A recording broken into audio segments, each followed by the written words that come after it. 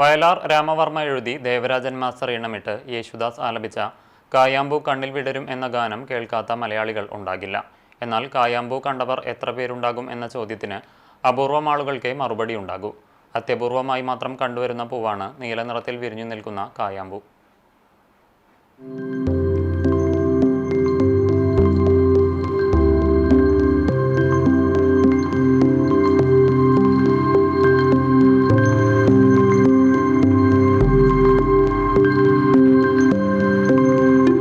പുതുശ്ശേരി ചിറ്റിലപ്പള്ളി ജോഷി ജോസഫിന്റെ വീട്ടിലാണിപ്പോൾ കായാമ്പൂ വിരിഞ്ഞു നിൽക്കുന്ന അപൂർവ കാഴ്ചയുള്ളത്. 2015 ലോക പരിസ്ഥിതി ദിനത്തിൽ പഞ്ചായത്ത് കൃഷിഭവനിൽ നിന്ന് ലഭിച്ചതാണ് ഈ ചെടി. കാശാവ് എന്ന ചെടിയിലാണ് ഇവ വിരിയുന്നത്. കായാവ്, അഞ്ജനമരം, കനലി, കണലി, കാഞ്ഞാവ്, ആനക്കൊമ്പി, നീലാഞ്ജനി എന്നുള്ള പേരുകളും ഇവയ്ക്കുണ്ട്. 10 മുതൽ 15 അടി വരെ ഉയരമാണ് സാധാരണ നിലയിൽ കാശാവ് ചെടികൾക്കുണ്ടാകാറുള്ളത്. വർഷത്തിലൊരിക്കൽ മാത്രമാണ് പൂക്കുന്നത്.